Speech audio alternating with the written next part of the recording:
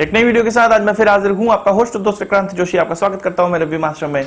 यदि आपने इस चैनल को सब्सक्राइब नहीं किया हो तो अभी कर लीजिए और बेल आइकन को भी प्रेस कर दीजिए। यदि आप मुझे सोशल मीडिया फॉलो करना चाहते हैं, लिंक डिस्क्रिप्शन में मिल जाएगा और स्क्रीन पर भी मिल जाएगा। सबसे पहले हम लोग अपनी खबर की बात करेंगे, वो अग्नि प्राइम की तरफ से निकलकर सामने आ रही है। अग्नि प्राइम एक नई मिसाइल है, या आप कह सकते हैं कि अग्नि 1 में ही नई टेक्नोलॉजी डाल के एक नया मिसाइल डेवलप किया जा रहा है, जिसके बाद अग्नि 1 को रिप्लेस कर दिया जाएगा। आपको पता होगा कि अग्नि 1 का जब पहला ट्रायल किया गया था तो वो 1989 का समय था, और उसके बाद धीरे धीरे जब इसको डेवलप करके इंडक्ट किया गया तो वो 2004 का समय हो गया था। 2004 के बाद अब 17 साल गुजर चुके हैं और कुछ नई टेक्नोलॉजीज बैलिस्टिक मिसाइल में इन्वॉल्व हो चुकी हैं, जो कि हम अपने अग्नि 4 या अग्नि 5 में भी देखने को हमें मिलता है।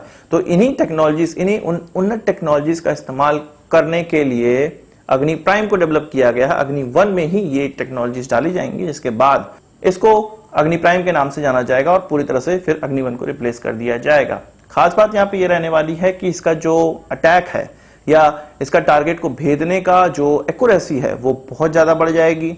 इसके अलावा ये मिसाइल हल्की हो जाएगी, इसकी मारक क्षमता बढ़ जाएगी। पहले 700 से लेकर 900 किलोमीटर तक ये मारक क्षमता रखती थी, अब 1000 से लेकर 1500 किलोमीटर तक की मारक क्षमता रखेगी। अब ये कनेक्टर लॉन्च भी हो सकती है, जिसके कारण इसको आसानी से किसी ट्रक में एक स्थान से दूसरे स्थान तक तुरंत रेडी कंडीशन में ले जाया जा सकता है, या रेल के द्वारा भी एक स्थान से दूसरे स्थान तक ले जाया जा सकता है और वहां पे फिर इसका लॉन्च किया जा सकता है। कनेक्टर लॉन्च में यही फायदा होता है कि ये रेडी टू लॉन्च होती है और मौसम का इस पे कोई भी इफेक्ट नहीं पड़ता है। ये ट्रायल भी उड़ीसा के तट पे होगा और ऑलरेडी नोटेम जारी कर दिया गया है और ये कहा जा रहा है कि 28-29 जून में ये ट्रायल हो सकता है। ट्रायल होते ही आपको खबर मैं जरूर दूंगा। बात करते हैं अपने ड्रैगनोव स्नाइपर्स की।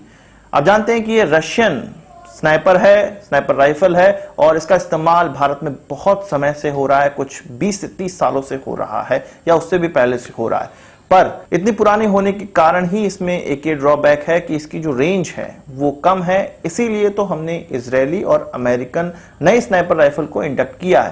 पर ये जो स्नाइपर राइफल है इसको भी तो चेंज करना ही पड़ेगा। ये जिनके पास होती है उनको भी तो नई राइफल्स देनी पड़ेगी। इसलिए रशिया ने एक्चुअल में पहले भारत रशिया के पास गया था, फिर रशिया भारत के पास एक नई चीज के साथ सामने आया है। उसने ये कहा, इस ड्रैगनोव स्नाइपर राइफल में आप नई किट का इस्तेमाल कर सकते हैं, जिससे कि वो अपग्रेड हो जाएगी।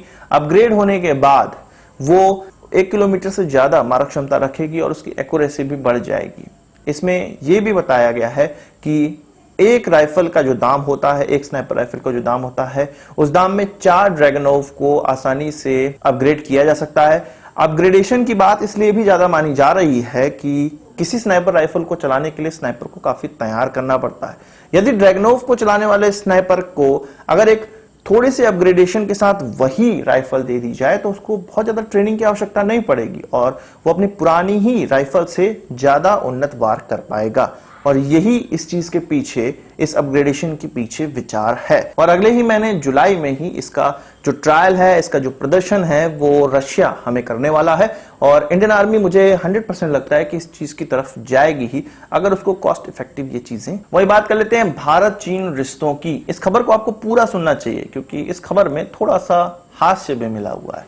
हमने ये जाना था कि तिब्बतियन जो बेरोजगार हैं उनको चीन अपने सेना में भर्ती कर रहा है, पीएलए में भर्ती कर रहा है, तो उसी पर मजे लेते हुए हमारे सीडीएस ने, जनरल विपिन रावत ने यह कहा है कि चीन को यह पता चल गया है, पिछले साल की झड़प से यह पता चल गया है कि उनकी तैयारियां पूरी नहीं है, इसलिए अब वो उस हिसाब से तैयारियां कर रहे हैं जिस हिसाब से भारत तैयार है। उन्होंने ये कहा कि पहले उनके किसी भी स्ट्रीट वॉकर को एक सेना में भर्ती कर लिया जाता था, कुछ ड्यूरेशन के लिए भर्ती होते थे और उनमें वो कैपेबिलिटी नहीं है जो कि एक वॉरियर में होनी चाहिए। वॉरियर मेरे शब्द हैं, उनके शब्द नहीं है। पर इससे शिक्षा लेते हुए चीन अब तिब्बतियन लोगों को इंडक्ट कर रहा है। इसके 100 कैंडिडेट ऑलरेडी ट्रेनिंग ले रहे हैं, पीएलए में ट्रेनिंग ले रहे हैं और फिर उनको इस्तेमाल किया जाएगा। इन तैयार हो रहे मिलिशियाज को मिमांग चिटोंग कहा जाता है, यानी कि शॉर्ट में एमसी कहा जाता है, और इनका इस्तेमाल अब चीन करने जा रहा है भारत को टक्कर देने के लिए। उसको ये नहीं पता है कि भारत उसकी सोच से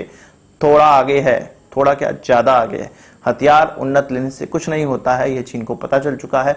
वो जो आदमी होती है, वो जो वॉरियर्स होते हैं, वो लड़ते हैं जंग, और ऐसे हमारे कई किस्से हैं जिसमें कि हमारे वॉरियर्स ने हमें हथियारों के बल पे नहीं, अपने जज्बे के बल पे जीत दिलाई है।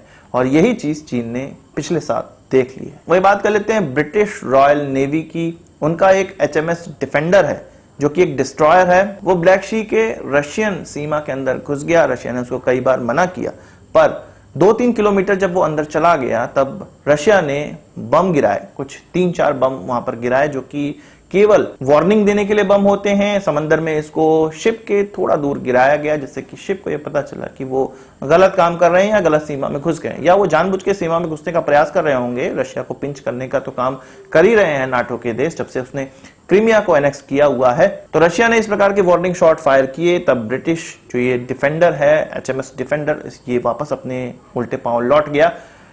रशिया ने यह कहा, रशिया की डिफेंस मिनिस्ट्री की तरफ से यह वक्तव्य आया कि अगर डिफेंडर इस तरह की चीजें आगे करता रहता, यानी कि वार्निंग के बाद भी वो आगे बढ़ता रहता, तब उस पर हम बम गिरा देते या उस पर फायरिंग कर सकते थे, पर ऐसा कुछ नहीं हुआ, वो वापस चला गया। और ये जो बम, वार्निंग बम जो गिराए गए, वो इसलिए गिराए गए क्योंकि वो बात नहीं मान रहे थे, वो हमारी वार्निंग को समझ नहीं रहे थे और उसका जवाब भी नहीं दे रहे थे। तो आज की इस वीडियो के लिए बस इतना ही। आशा करता हूं कि वीडियो पसंद आया होगा, आप इसको एक बड़ा थम्स अप जरूर देंगे। इस वीडियो संबंधित कोई सवाल सुझाव हो कमेंट बॉक्स में जरूर आइएगा, और यदि आपने हमारा चैनल सब्सक्राइब नहीं किया उसे भी कर लीजिए, क्योंकि हम इस प्रकार की वीडियो लाते रहते हैं। नमस्कार, थैंक यू, जय हिंद।